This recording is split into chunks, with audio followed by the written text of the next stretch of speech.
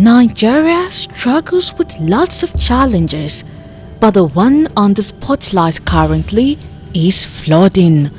The north central and east is being ravished by flood, leaving thousands homeless, properties and investments worth billions of naira running down the metaphoric drain. Scientists have linked excessive rainfall to climate change, which is triggered by carbon emission in the atmosphere. But this is what you probably don't know about the flooding in North Central and East. In September, the National Emergency Management Agency and the Nigeria Hydrological Services Agency informed Nigerians that the Lagdo Dam operators in the Republic of Cameroon had begun the release of excess water from the reservoir on September 13, 2022. The agencies said they were aware that the released water might cascade down into Nigeria through River Benue and its tributaries, which is overwhelming communities that have already been impacted by heavy rainfall. Is this the fault of Cameroonian government? Hardly. The two countries had an agreement that Nigeria was supposed to build a dam, the Darsin Awusi Dam, in 1980s to cushion the effect of Lagdo's dam's excess water release. But up to now, the construction is incomplete, leaving many dead and displaced yearly. 2022 seeing the worst flooding since 2012. And 40 years later, the failure to completely construct a dam will cost the nation trillions of naira yearly. This is Firecrackers.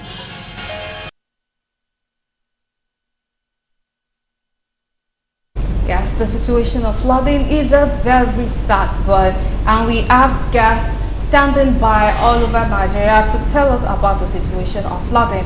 Well, I have with me in the studio right now Professor Alabi Shoneye. He is Professor of Geography, Dean School of Postgraduate Studies, UNILAG. Thank you so much for being here with us, sir. Thank you very much. Good afternoon. Okay, so from the report that we see there, the major cause of flooding, especially from the north central part of Nigeria, it's blamed on the Lagdo Dam construction. That is, when they release excess water from Lagdo Dam, the one flowing into Nigeria, and perhaps that is what is causing excessive flood in the region right now. So, as a professor of geography, what do you have to say about that? Well, I think I'll first of all start by saying that the victims and their relatives have my condolence. It's really a sad moment, and if we are where we are supposed to be, the nation is supposed to actually close down for at least 1 minute silence on their behalf. Be that as it may, yes, the north central part of the country has two major rivers, Rivers Niger and River Benue. River Niger is longer, bigger, and but Benue cuts across more states. We have dams for River Niger, not only in Nigeria too. We have dam in Mali. In fact, right from where Niger takes its source from Guinea down to Niger, Mali, Nigeria, dividing Benin Republic and Nigeria, serving as boundary. We have more people there into one thing or the other, using the water for one kind of their official business activities and so on. But the Lagdo Dam in Cameroon is from Cameroon. It takes its source from Cameroon. However, the river itself, the Lagdo River, takes its source from Cameroon.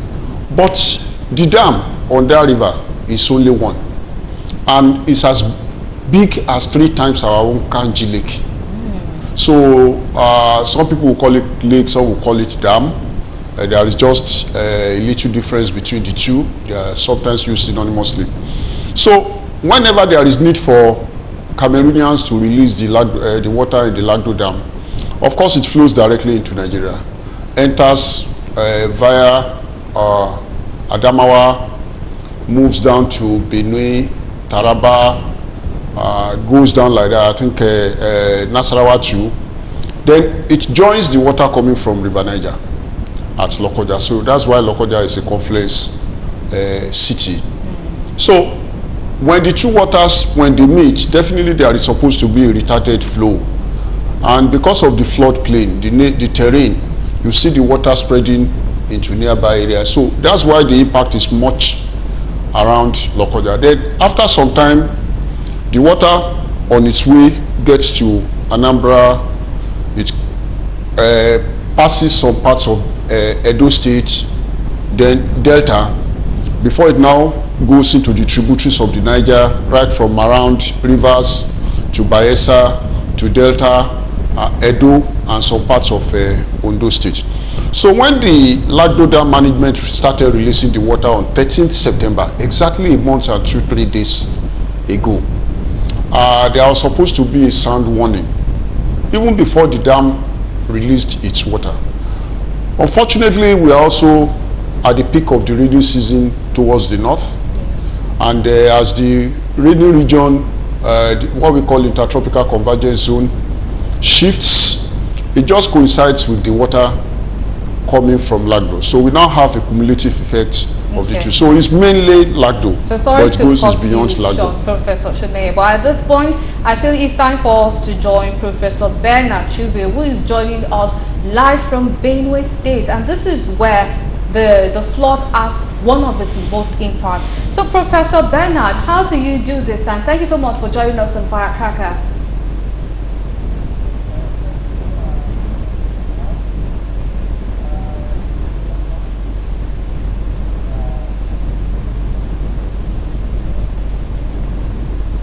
Oh, okay. It seems we do not. Okay, yes, I can see. I can see you now. Okay. The devastating effect of the release of water from the Lagdo Dam upstream of River Benue, and as the other guest is saying, the water cascaded down into Nigeria through Adamawa State, then Taraba, Benue, Nasarawa, Kogi, and then Anambra, and then downstream to the Atlantic Ocean. As we are talking now, thousands of hectares of rice, other crops have perished. Houses have completely submerged. Even here in Benue State University, I'm talking about part of the university land is already submerged. And I think this is a worrying disaster, a worrying issue, because similar thing happened in 2012. And the federal government conducted post-disaster need assessment, and the estimated cost due to losses and damages was estimated at 2.6 trillion naira. The number is the 188-page report, and the amount was almost 53% of the annual budget of the country as of 2012, which was 4.877 trillion naira. So you discover that this flood is a big disaster, a very huge disaster that portends danger to the socio-economic development of the country.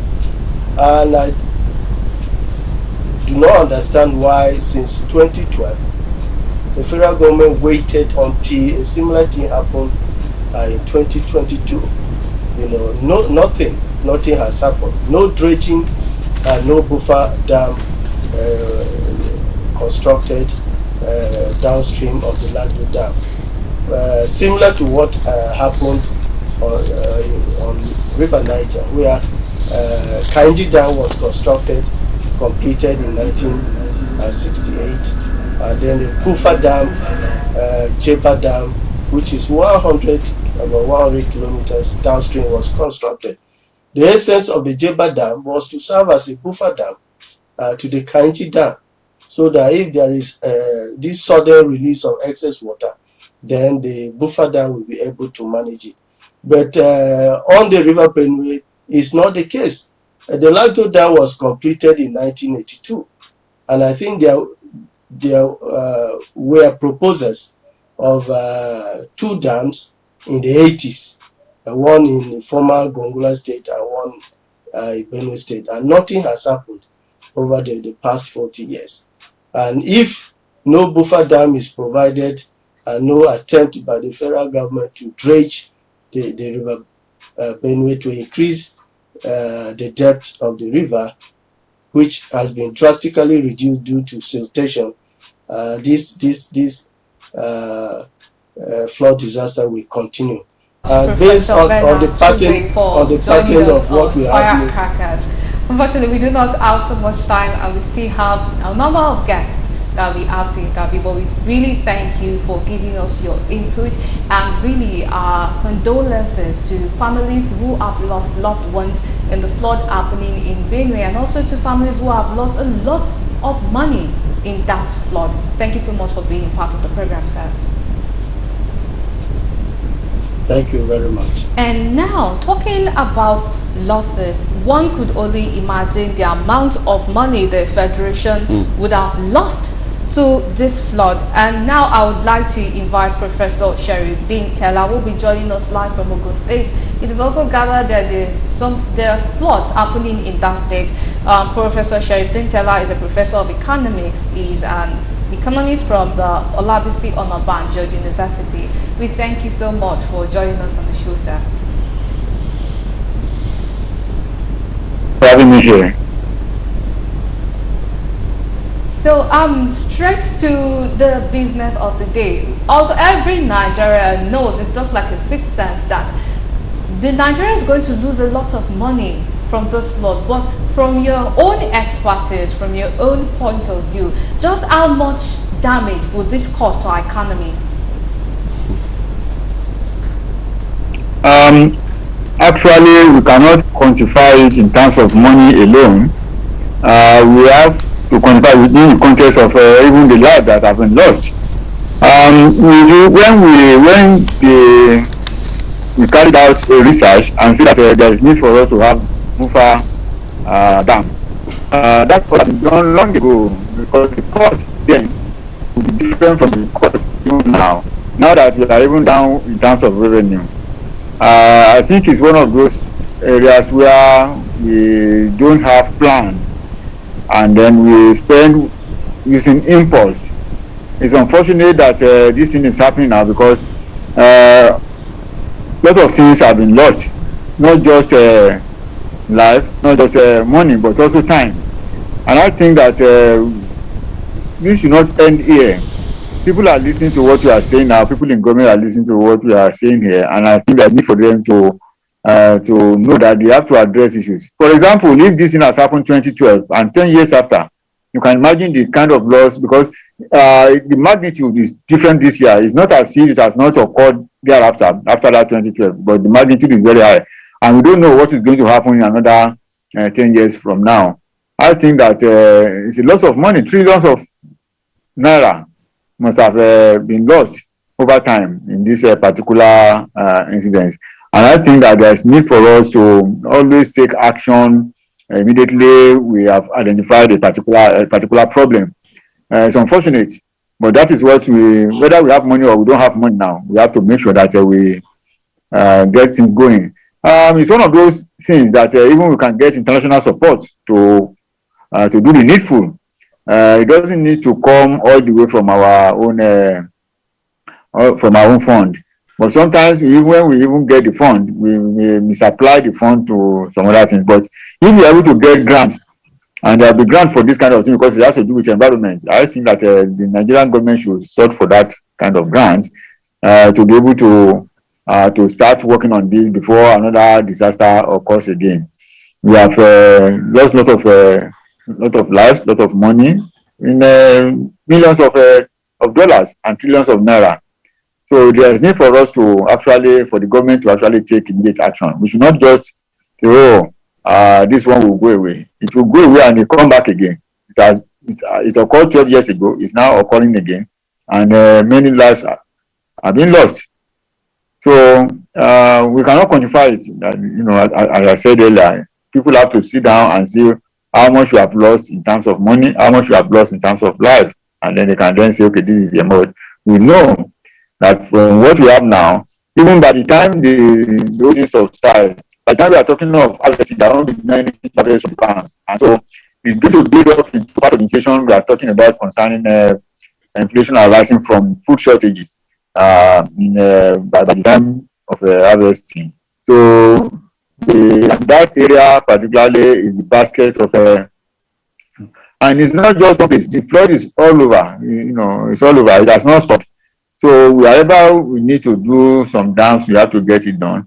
And when we even construct this dam, it's So not much, just for Professor taking Teller. care I don't know if of. you can hear me, but thank you so much for providing update for us on what's going on for our economy right now, the impact this flood is taking on our economy. Really, thank you so much for providing updates on that. And back to Professor Sheneye, it's as if according to the Cameroonian government, actually, they alerted Nigeria because NEMA was saying that, and the meteorological organization in Nigeria was saying that they were notified that Cameroon is already releasing water. Now that the notice was there, they did give the notice. What steps do you think Nigeria could have taken to prevent this colossal loss?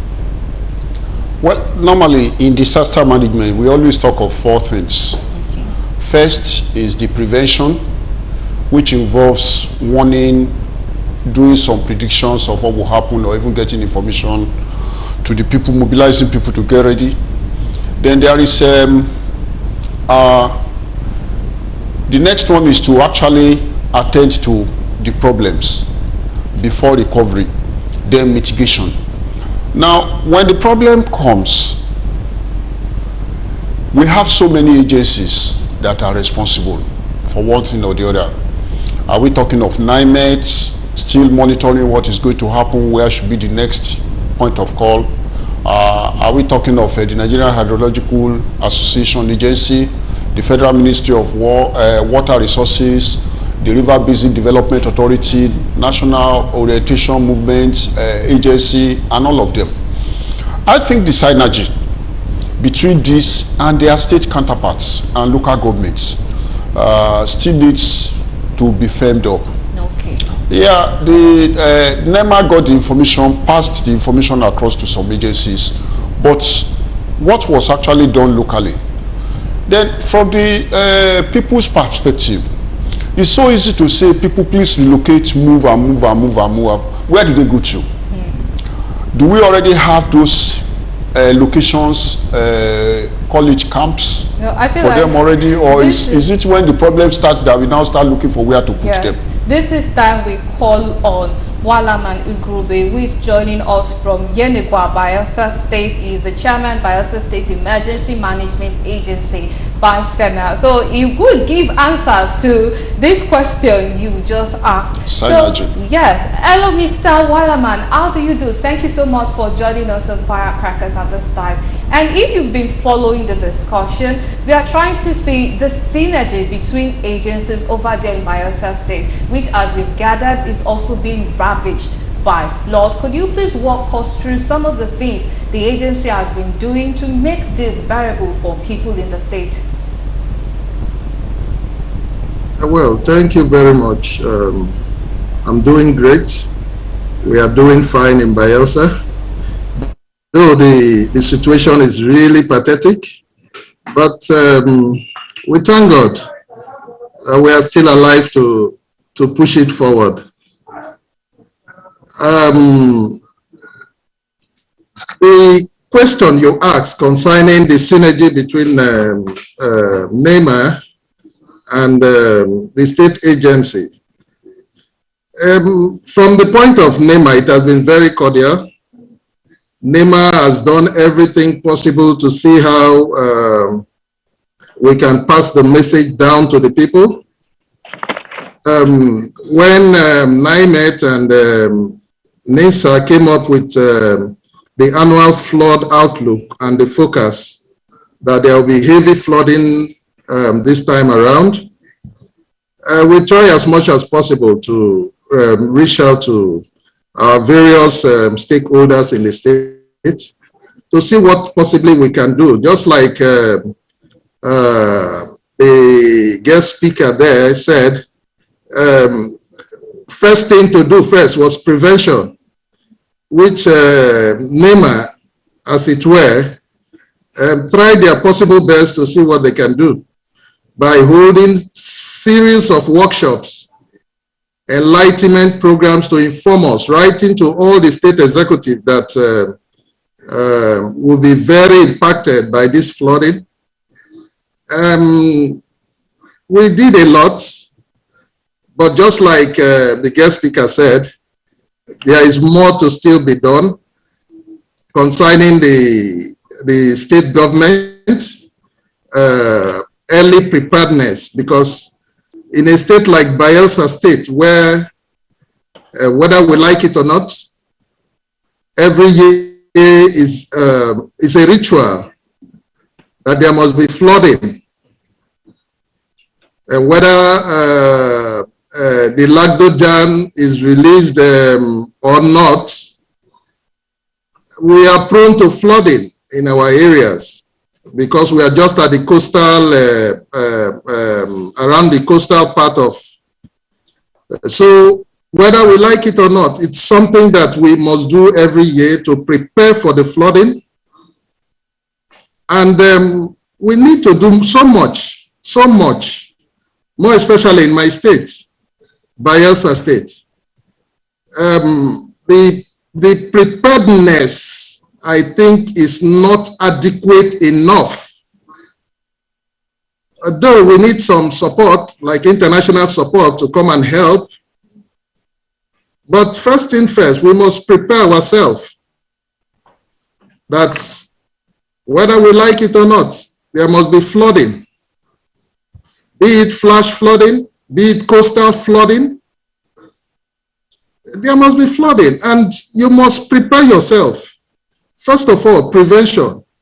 And before you can talk about mitigation, early preparedness is the key here. Because Professor Tala being one of the things that could stop flood in Nigeria, how we should prevent it. So I think it's time for us to join Alagwa Morris, who is also joining us from Yenigua there in Bayelsa State. He's the Program Manager, Environmental Rights Action, Friends of Earth Nigeria, Head of Yenigua Office. So since we've been talking about flood on and on, Mr. Morris, I hope you're there with us. Could you please give us some ways, some prevention tips that we could use to prevent this flood, especially in Bayelsa State, which seems to always be hit hard by flooding in Nigeria?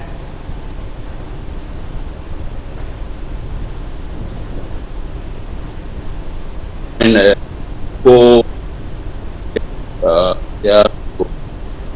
express my condolences to victims of this flood. As a matter of fact, 18, after monitoring that monster flood following the previous one, beginning from 2012, the environmental rights action wrote, after extensive monitoring of the flood, wrote to the governor of Bayelsa State, recommending the establishment of a flood and erosion commission, which will face head-on the issues of flood and erosion. Flood and erosion are the twin ecological environmental problems after oil industry induced pollution here in Bayelsa State, and they are hitting our communities really, really hard. Several coastal communities right from the fringes of the Atlantic Ocean and in the rivers and creeks are suffering from coastal erosion. And we know that in the 80s, late 70s, 80s, when Hikmel Bodokilo was the governor of Rivers State, he did certain things that prevented coastal erosion in some communities like Okoti and Sabama the communities, even in his community, Emakalakala. Also in another community where he wanted to give the community generator, the community said, please, what we need is some feeding of our community. He said, is that so? He built the community and provided low-cost houses for them. And 2004 did not even affect that community. It became a safe harbor for other neighboring communities. And so, there are things that state government could do on their own, even though this is also huge in our normal flooding.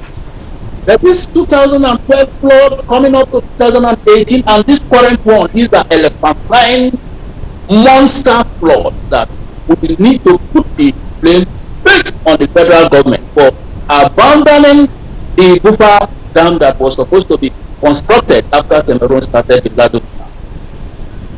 This is very critical.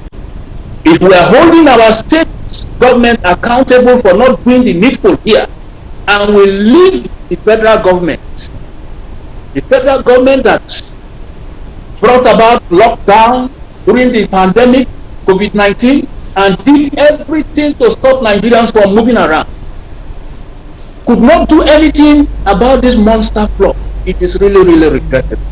And like other speakers have said, our people are now who joins us live from Yenigua, Bayelsa State. Thank you so much.